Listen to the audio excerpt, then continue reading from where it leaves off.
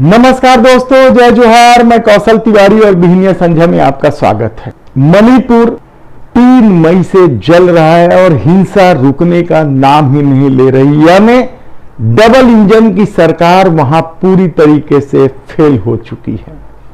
हरियाणा में जिस तरीके से 2024 की तैयारी को लेकर सांप्रदायिक दंगे करवाए गए, वह भी दुनिया की नजर में है। और जयपुर मुंबई एक्सप्रेस में किस तरीके से मुसलमानों को चून चून कर मारा गया, उसकी भी चर्चा पूरी दुनिया में है। यानी पूरी दुनिया की निगाह भारत के सांप्रदायिकता को लेकर किए जा रहे हिंदू नेताओं की कोशिशों पर नजर है, कहा जाए तो गलत नहीं होगा। लेकिन मोदी समर्थक अब भी मानते हैं कि भारत का डंका दुनिया में बज रहा है।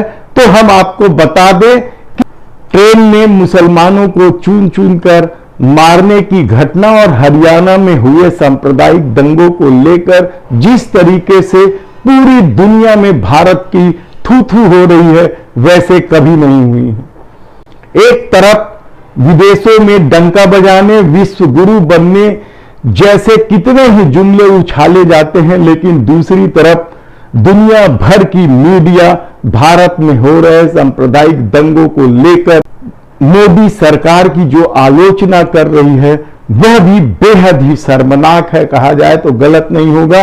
और जिस तरीके से अमेरिका दौरे में एक तरफ सीनेट में देश के प्रधानमंत्री नरेंद्र मोदी के भाषण को लेकर वाहवाहियां बटोरी जा रही थी, तो दूसरे तरफ 75 सांसदों और 17 संगठनों ने जिस तरीके से प्रधानमंत्री नरेंद्र मोदी का विरोध किया था, वह भी मीडिया ने छुपा दिया था। लेकिन उनके लौटते ही जिस तरीके से वहां के अखबारों ने खबर छापी थी, वह भी कम चौंकाने वाली नहीं थी। लेकिन इसे भारत की मीडिया ने छुपा दिया। वह खबर यह थी कि कैसे भारत पर अमेरिका भरोसा करे।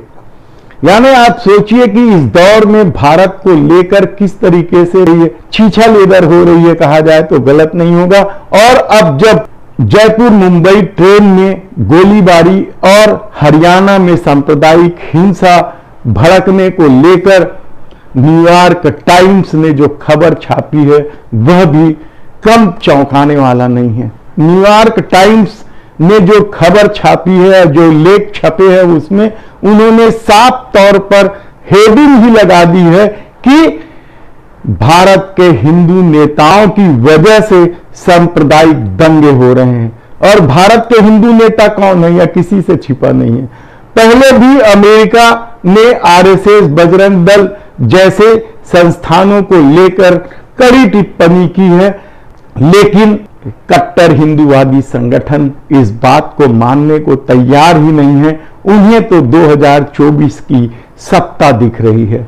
ऐसी परिस्थिति में भारत के नेतृत्व में G20 का आयोजन सितंबर में होने वाला है। तब उससे पहले अमेरिकी मीडिया में जिस तरह की खबरें आ रही है, वह भारत के लिए चिंता का सबब होना चाहिए। लेकिन जब सत्ता हासिल करने का खेल शुरू होता है, तो कुछ भी नहीं देखा जाता कि भारत की बदनामी हो रही है, प्रधानमंत्री नरेंद्र मोदी की बदनामी हो रही है। इस सबसे इतर न्यूयॉर्क टाइम्स ने जिस विस्तार से ट्रेन में हुई गोलीबारी की घटना को लेकर बात कही है, या हरियाणा में हिंसा को लेकर जिस तरीके के आरोप सत्ता पर लगाए, उन्होंने साफ तौर पर कहा है कि गुजरात के जब मुख्यमंत्री थे नरेंद्र मोदी, तो अमेरिका ने इसी वजह से उनका वीजा तक स्थगित कर दिया था या रद्द कर दिया था साल भर के लिए।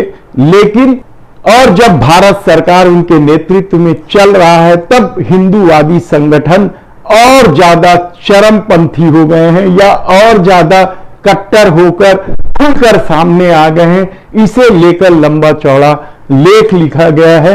यानी आप समझिए कि एक तरफ कट्टर हिंदू नरेंद्र मोदी को लेकर दुनिया भर में डंका की बात करते हैं या फिर विश्व गुरु की बात कहते हैं, लेकिन दूसरी तरफ पूरी दुनिया में किस तरीके से देश के प्रधानमंत्री नरेंद्र मोदी की लंका लग रही है। यानी जिस तरीके से दुनिया भर की नजर भारत में है और यहां जिस तरीके का खेल 2024 जीतने की तैयारी को लेकर की जा रही है, उसकी दुनिया भर में आलोचना हो रही है। तब देखना होगा कि आने वाले दिनों में क्या कुछ होता है। धन्यवाद।